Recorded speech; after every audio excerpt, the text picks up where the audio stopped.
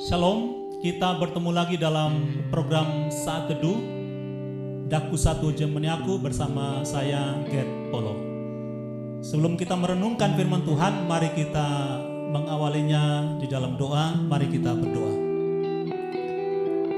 Bapa di sorga, kami mengucap syukur untuk kasih karunia-Mu bagi kami, sehingga pada saat ini Engkau berikan kepada kami kesempatan untuk bisa memuliakan-Mu dan saling berbagi firman Tuhan. Kiranya firman Tuhan ini oleh kerja Roh Kudus-Mu menjadi berkat bagi hidup kami untuk memuliakan Engkau selama-lamanya. Dalam nama Tuhan Yesus, Tuhan dan Juru Selamat kami bersyukur dan berdoa. Amin. Rekan-rekan pemuda semua, saya mengajak kita mengawali renungan firman Tuhan ini dengan sebuah kisah nyata yang saya temukan ketika menyiapkan renungan ini. Saya ingin berbagi sebagai pengantar dari renungan ini. Ada seorang wanita Kristen, ya, seorang perempuan Kristen, seorang gadis Kristen. Dia sedang menggumuli untuk mencari pasangan hidupnya. Dia menceritakan satu kali di hari Natal, ya, di satu tahun ketika dia dan keluarganya merayakan Natal. Dia merasa perayaan Natal saat itu bersama keluarganya seperti sebuah persidangan terhadap dia. Dia merasa diinterogasi dengan pertanyaan, kapan menikah? Padahal saat itu dia berusia 25 tahun dan dia belum punya pacar. Bukannya dia tidak mau mempunyai pacar dan menikah, tetapi memang dia sudah menggumulkan hal ini. Ketika dia berusia 23 tahun, artinya 2 tahun sebelum Natal itu, dia sudah sungguh-sungguh berdoa kepada Tuhan.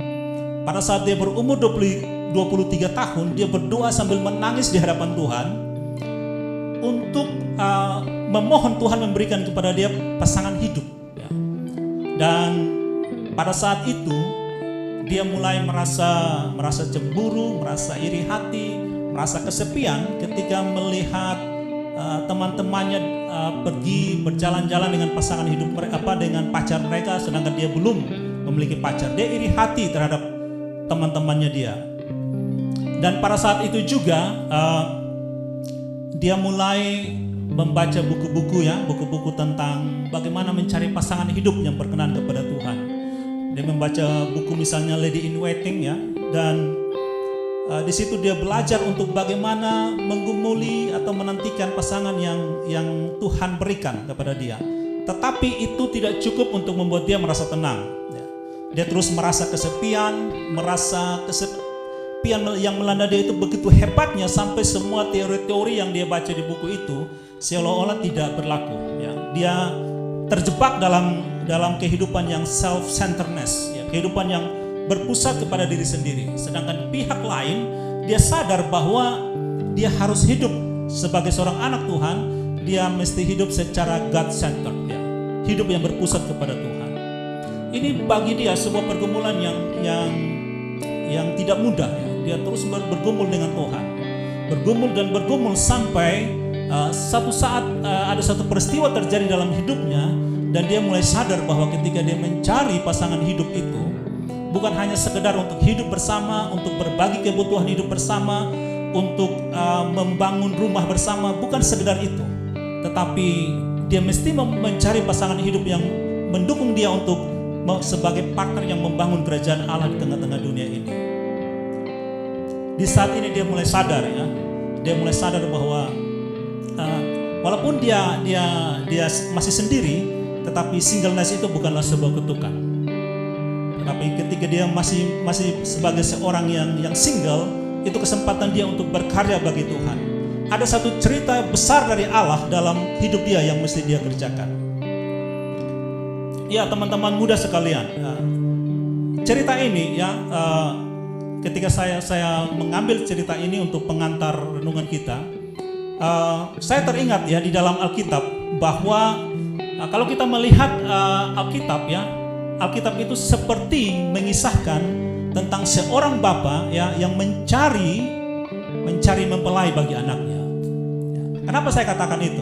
Saya ajak kita membaca beberapa ayat firman Tuhan untuk mengajak kita merenungkan bagian ini. Kenapa saya katakan bahwa kisah Alkitab itu seperti cerita ya seorang bapa yang mencari mempelai bagi anaknya. Di dalam Kejadian pasal 2 ayat 24, di situ firman Tuhan berkata, sebab itu seorang laki-laki akan meninggalkan ayahnya dan ibunya dan bersatu dengan istrinya, sehingga keduanya menjadi satu daging. Ayat ini diulangi di dalam Efesus 5 ayat 31 dan 32. Efesus 5, 31-32 berkata begini, sebab itu laki-laki akan meninggalkan ayahnya dan ibunya dan bersatu dengan istrinya, sehingga keduanya itu menjadi satu daging. Rahasia ini besar, tetapi yang aku maksudkan ialah hubungan Kristus dan jemaat. Dan ayat dalam Wahyu 19 ayat 7, firman Tuhan berkata, marilah kita bersukacita dan bersorak-sorai dan memuliakan Dia, karena hari perkawinan anak domba telah tiba dan pengantinnya telah siap sedia. Dan dalam 2 Korintus 11 ayat 2, firman Tuhan berkata seperti ini, sebab aku cemburu kepada kamu dengan cemburu ilahi, karena aku telah mempertunangkan kamu kepada satu laki-laki untuk membawa kamu sebagai perawan suci kepada Kristus. Nah, teman-teman muda, saudara, ya, kita lihat dari Alkitab, dari Kejadian sampai di tengah Alkitab bahkan sampai Wahyu mengisahkan hal yang sama. Itu berarti poin ini sangat penting, ya. Di awal kitab Kejadian berbicara tentang keluarga, di tengahnya juga bicara tentang bagaimana jemaat itu dipertunangkan kepada Kristus, dan di bagian akhir dari kitab Wahyu disebut tentang perkawinan anak domba. Artinya bahwa hal ini sangat penting, ya, mengisahkan seorang bapa yang mencari mempelai bagi anaknya. Kejadian 2 ayat 24, ya, di situ diawali dengan kata seperti ini, sebab itu, ya, sebab itu. Pertanyaannya, sebab yang mana, ya? Jawabannya ada pada pasal 2 ayat 23. Kejadian 2 ayat 23 disebut begini, sebab perempuan diambil dari laki-laki. Kata diambil di dalam Kejadian 2 ayat 23 itu berasal di dalam bahasa Ibrani-nya disebut laukah. Laukah ini adalah satu kata yang sering dipakai untuk menggambarkan sebuah pernikahan, sebuah perkawinan, married, ya. Seorang laki-laki mengambil seorang istri, ya. Atau misalnya ketika ada apa ya, pertunangan atau pemberkatan nikah, dikatakan bahwa saya mengambil kamu menjadi istri saya. Nah, kalau kita lihat, ya, mungkin saya yakin teman-teman pemuda sering menonton film atau membaca novel atau mendengar lagu-lagu, bahkan menyanyikan lagu-lagu tentang cinta, ya. Biasanya di dalam cerita itu diceritakan bagaimana seseorang berjuang untuk mendapatkan orang yang dicintainya. Saya kasih contoh di sini, ya. Dulu tahun 90-an, tepatnya tahun 1991, ada satu lagu yang sangat terkenal yang menjadi soundtrack dari film Robin Hood. Judulnya Everything I Do It For You. Itu lagu yang sangat terkenal mengisahkan tentang seseorang yang melakukan apapun juga demi orang yang dia kasihi. Dan ada lagu yang kedua, yang lagu yang dikarang oleh Frankie Siombing. Dia berkata begini, when I say that I love you, it means I give the best for you. When I say that I love you, I will give everything for you. No more fear about the future and blame for the past. I'll give everything when I say that I love you. Nah, ketika kita mengasihi seseorang, kita akan lakukan apapun, ya, demi orang yang kita kasih itu. Atau juga mungkin teman-teman pemuda pernah menonton film berjudul Ever After, ya, film tentang Cinderella, seorang pangeran yang jatuh cinta kepada gadis biasa, dan dia berjuang untuk mendapatkan gadis itu. Nah, teman-teman pemuda, gereja adalah mempelai perempuan bagi Kristus. Bahkan Kristus sendiri menyatakan dirinya sebagai mempelai laki-laki. Nah, karena itu Yesus datang mencari gerejanya, dan dia mengorbankan dirinya untuk mendapatkannya gerejanya kembali. Di dalam Alkitab, dalam surah Korintus, kita pernah baca bahwa dia membayar lunas, ya, melakukan surat hutang itu di kayu salib. Dia membayar dengan dirinya sendiri. Pada masa-masa Minggu Sengsara ini, pada masa Jumat Agung, pada perayaan Paskah, kita mengingat dan merenungkan kembali bagaimana Kristus mengorbankan dirinya untuk menebus kita. Ya. Dia melakukan semuanya ketika dia katakan, aku mengasihi kamu. Aku mengasihi kamu. Dia mengorbankan dirinya, mengorbankan seluruh hidupnya untuk mendapatkan kita kembali bagi dia. Nah, sekarang pertanyaannya, apa respon dari kita? Ya, apa respon dari kita ketika kita sudah menerima kasih dari Kristus? Kita mengingat kembali pengorbanan Yesus Kristus. Nah, saya ingin berbagi beberapa hal tentang bagaimana kita meresponi hal itu. Ya. Yang pertama, bahwa respon kita adalah oleh kerja Roh Kudus dalam hidup kita. Kita bekerja sama dengan Roh Kudus untuk menyiapkan diri kita menjadi mempelai yang layak bagi Kristus. Saya yakin teman-teman pemuda pernah mengalami entah di keluarga atau teman-teman atau saudara yang lain. Teman-teman melihat ketika ada seseorang yang mau menikah, pasti ada masa-masa persiapan. Dia menyiapkan dirinya, menyiapkan baik fisiknya, menyiapkan penampilannya, menyiapkan jiwanya, menyiapkan rohnya untuk masuk ke dalam pertunangan kepada pernikahan. Nah, demikian juga kita, apa yang perlu kita persiapkan? Yang pertama, kita menyiapkan tentang cara berpikir kita dan bagaimana kita menilai orang lain. Teman-teman pemuda yang saudara, pekerjaan manusia yang pertama kali ketika Allah percayakan kepada manusia adalah berkaitan dengan logika dan bahasa. Di dalam Kejadian pasal 2, ya, kita ingat ketika setelah Allah menciptakan langit dan bumi dan segala isinya dan kemudian manusia, Tuhan Allah memerintahkan Adam untuk memberi nama kepada hewan-hewan, kepada binatang. Ya, itu berkaitan dengan logika dan bahasa. Adam memberi nama binatang. Dia melihat binatang yang satu dan lainnya, dia menggunakan logikanya, mengenalnya, kemudian dia memberi nama. Nah, tetapi berkaitan dengan penggunaan logika dan bahasa ini juga, iblis datang mencobai Hawa untuk memakan buah tentang pengetahuan yang baik dan yang jahat. Nah, dari sini iblis mempengaruhi manusia untuk merusak logika manusia. Setelah manusia memakan buah yang terlarang itu dan jatuh dalam dosa, manusia jadikan dirinya sendiri sebagai penentu apa yang baik dan apa yang jahat. Bukan lagi firman Allah. Manusia menjadi hakim bagi dirinya sendiri dan bukannya membangun sesama. Ini yang perlu kita tebus. Setelah kita tahu firman Allah, kita hidup di dalam kebenaran, kita menyerahkan penentuan apa yang baik dan jahat itu kepada Allah, bukan diri kita. Kita bukan standar dari kebenaran. Kita bukan standar dari ini yang baik dan ini yang jahat. Standarnya haruslah firman Allah. Yang kedua, kalau yang pertama adalah kita menebus cara kita berpikir dan menilai orang lain. Yang kedua adalah bagaimana kita membangun sesama. Apa yang perlu kita lakukan untuk membangun sesama? 2 Petrus 1 ayat 5 dan 7, 5-7 berkata begini. Justru karena itu, kamu harus dengan sungguh-sungguh berusaha untuk menambahkan kepada imanmu kebajikan, dan kepada kebajikan pengetahuan, dan kepada pengetahuan penguasaan diri, kepada penguasaan diri ketekunan, dan kepada ketekunan kesalehan, dan kepada kesalehan kasih akan saudara-saudara, dan kepada kasih akan saudara-saudara, kasih akan semua orang. Ini seperti sebuah tingkatan. Kita akan sangat sulit mengasihi semua orang kalau kita tidak membangun diri kita dari membangun iman, kebajikan, pengetahuan, penguasaan diri, ketekunan, kesalehan, dan kasih akan saudara-saudara. Setelah kita sudah membangun semua itu, baru kita bisa mengasihi semua orang. Mengasihi semua orang artinya membangun dia.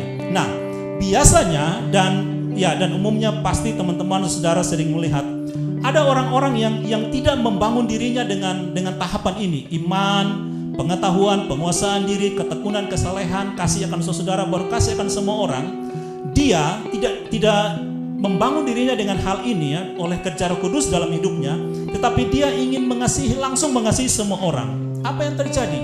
Yang terjadi adalah ketika dia berhadapan dengan orang lain, dia bukan berfokus untuk membangun orang lain, tetapi dia sibuk dengan dirinya sendiri.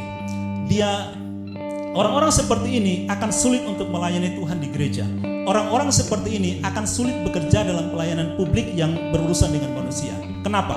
Karena ketika dia berhadapan dengan orang, dia akan membangun self-defense mechanism. Dia akan membangun bagaimana proteksi dirinya.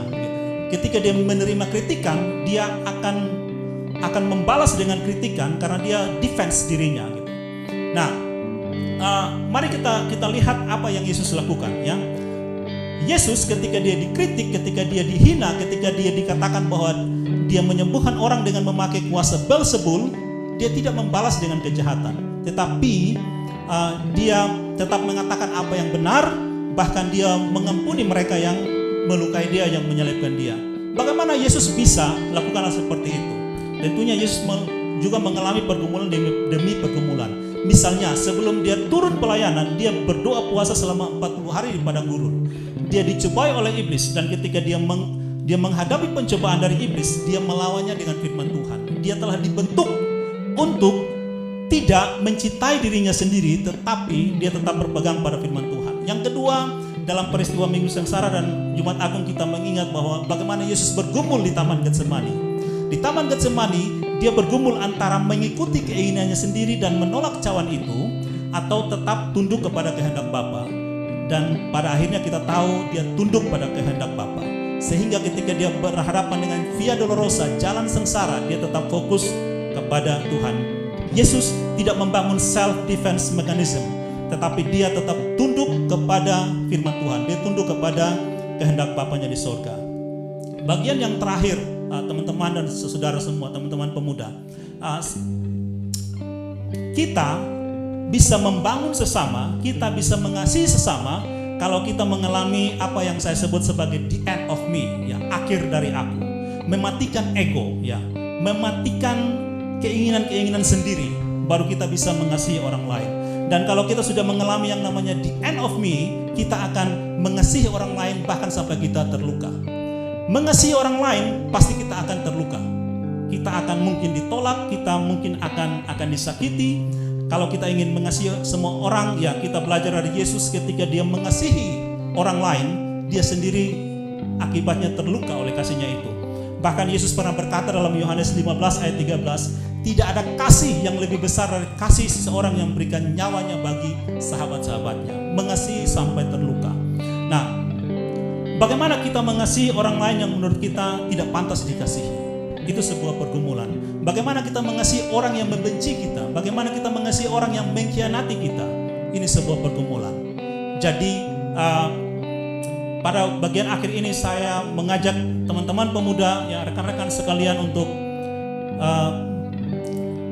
kita sungguh-sungguh merenungkan bagian ini tentang bagaimana kita dibangun oleh Tuhan, ya, dibangun di dalam Tuhan, dibangun di dalam firman Tuhan, untuk kita seperti kata Yesus, menyangkal diri, memikul salib dan mengikut Tuhan. Dan kita ingat, karena kita adalah mempelai Kristus, maka kita sungguh-sungguh mempersiapkan diri kita, mempersiapkan hidup kita menjadi mempelai yang layak bagi Kristus. Kita memiliki karakter ilahi yang berkenan kepada Tuhan. Yang kedua, kita ingat bahwa Kristus telah mengorbankan dirinya, dan dia mengaruniakan Roh Kudus bagi kita untuk mempersiapkan kita layak menjadi mempelai bagi Kristus. Dan bagian yang ketiga adalah salah satu bagian dari kita mempersiapkan diri kita untuk menjadi mempelai yang layak bagi Kristus adalah kita turut bekerja sama dengan Roh Kudus yang bekerja dalam hidup kita, yang menggerakkan hidup kita untuk hidup dalam kasih. Kita mengasihi orang lain sampai terluka, dan kita mengalami yang disebut dengan the end of me, mematikan seluruh ego kita, kita korbankan ego kita untuk kemuliaan Kristus dan untuk membangun sesama. Kiranya renungan yang singkat ini menjadi berkat bagi kita untuk terus bertumbuh di dalam Kristus, dan dengan kita bertumbuh di dalam Kristus, kita akan membangun sesama dan memuliakan Tuhan Allah kita. Mari kita berdoa. Bapa di sorga, kami bersyukur untuk renungan saat ini. Kiranya renungan ini memuliakan Tuhan dan menjadi berkat bagi kami semua untuk terus bertumbuh di dalam Tuhan, sampai kami mengasihi Tuhan sungguh-sungguh dan mengasihi sesama kami, membangun sesama kami, meskipun kami terluka, meskipun kami mengalami berbagai pergumulan hidup. Kami tetap belajar untuk mengasihi, karena Yesus telah memberikan teladan mengasihi sampai terluka. Terpujilah nama-Mu, dalam nama Tuhan Yesus Kristus kami berdoa dan bersyukur. Amin. Demikian renungan saat teduh bersama DSC. Silakan subscribe dan kita akan bertemu minggu depan. Tuhan Yesus memberkati. Shalom.